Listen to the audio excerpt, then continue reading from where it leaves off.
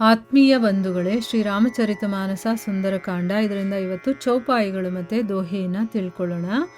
ಆಪುಹಿ ಸುನಿ ಖದ್ಯೋತ್ ಸಮ ರಾಮಹಿ ಭಾನು ಸಮಾನ್ ಪರುಷ ಬಚನ ಸುನಿ ಕಾಡಿ ಅಸಿ ಬೋಲಾ ಅತಿ ಖಿಸಿ ಆನ್ ಸೀತಾತೈ ಮಮ ಕೃತ ಅಪಮಾನ ಕಟಿಹವು ತವ ಸಿರ್ ಕಠಿನ ಕೃಪಾನ ನಾಹಿ ತ ಸಪದಿ ಮಾನು ಮಮ ಬಾನಿ सुमुखी होती न त जीवन हानि श्याम सरोज दाम सम सुंदर प्रभु भुज करी कर सम दस कंधर सो भुज कंठ की तव असि घोरा सुनु सठ अस प्रवान पन मोरा चंद्रहास हरु मम परितापम रघुपति बिरह अनल संजातम शीतल निशित बहसी बर धारा कह सीता हरु मम दुख भारा सुनत बचन पुनि मारन धावा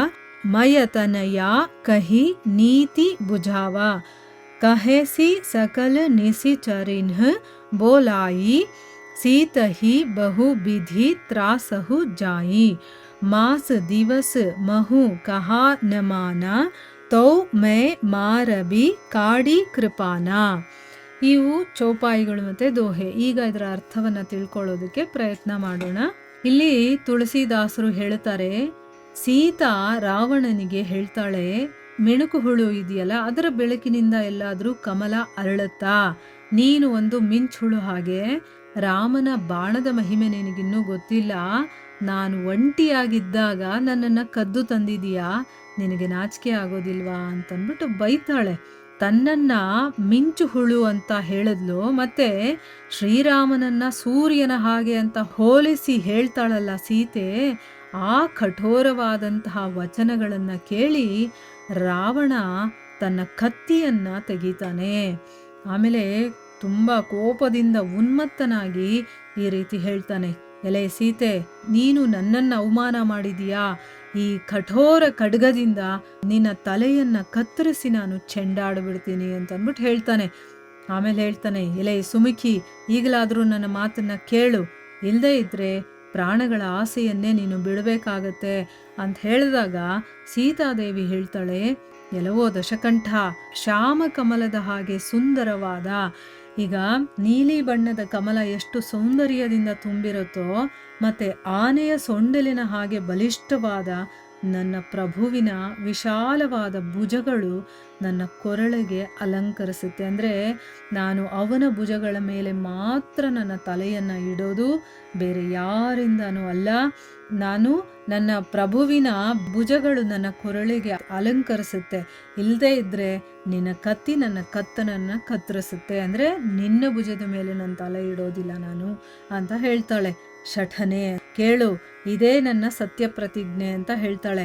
ಅಂದರೆ ನನ್ನ ಪ್ರಾಣವನ್ನಾದರೂ ಬೇಕಾದರೆ ಬಿಟ್ಟು ಬಿಡ್ತೀನಿ, ನನ್ನ ಪ್ರಭುವನ್ನ ಬಿಟ್ಟು ನಾನು ಬೇರೆ ಯಾರ ಭುಜದ ಮೇಲೂ ನನ್ನ ತಲೆ ಇಡೋದಿಲ್ಲ ಅಂತ ಹೇಳ್ತಾಳೆ. ಆಮೇಲೆ ಸೀತೆ ಏನು ಮಾಡ್ತಾಳೆ, ಆ ಖಡ್ಗವನ್ನ ಕುರಿತು ಈ ರೀತಿ ಹೇಳ್ತಾಳೆ, ಓ ಚಂದ್ರಹಾಸನೆ, ಆ ಖಡ್ಗದ ಹೆಸರು ಚಂದ್ರಹಾಸ ಅಂತಂದ್ಬಿಟ್ಟು, ಇದು ಶಿವನ ಹತ್ರ ಇರತ್ತೆ. ಶಿವ ತನ್ನ ಭಕ್ತ ಅಂತಂದ್ಬಿಟ್ಟು ರಾವಣನಿಗೆ ಕೊಟ್ಟಿರ್ತಾನೆ. ಆ ರಾವಣ ಅದನ್ನ ದುರುಪಯೋಗ ಪಡಿಸ್ಕೊಳ್ತಾ ಇದ್ದಾನೆ. ಒಳ್ಳೆ ಕೆಲಸಕ್ಕೆ ಅದನ್ನು ಉಪಯೋಗ ಮಾಡಬೇಕು, ಆದರೆ ಅವನು ಕೆಟ್ಟ ಕೆಲಸಕ್ಕೆ ಅದನ್ನು ಉಪಯೋಗ ಮಾಡ್ತಿದ್ದಾನೆ. ಆ ಕತ್ತಿಯ ಹೆಸರೇನೆ ಚಂದ್ರಹಾಸ ಅಂತಂದ್ಬಿಟ್ಟು ಈಗ ಆ ಕತ್ತಿಗೆ ಹೇಳ್ತಾ ಇದ್ದಾಳೆ, ರಘುಪತಿಯ ವಿರಹದ ದಳ್ಳೂರಿಯನ್ನ ನೀನು ಹರಸುವ, ಯಾಕಂದ್ರೆ ನಾನು ನನ್ನ ಪತಿಯನ್ನ ಬಿಟ್ಟು ಇರೋದಕ್ಕೆ ನನಗಾಗ್ತಾ ಇಲ್ಲ. ಸೊ ನೀನು ನನ್ನ ಆ ಒಂದು ವಿರಹವನ್ನ ನೀನು ದೂರ ಮಾಡು. ಖಡ್ಗವೇ, ನಿನ್ನ ಅಲಗು ಶೀತಲ, ತೀವ್ರ ಮತ್ತೆ ಶ್ರೇಷ್ಠವೂ ಕೂಡ ಆಗಿದೆ. ಅಂದ್ರೆ ಅದರದ ಒಂದು ಚೂಪಾಗಿರತ್ತಲ್ಲ, ಅದಕ್ಕೆ ಹೇಳ್ತಾ ಇರೋದು.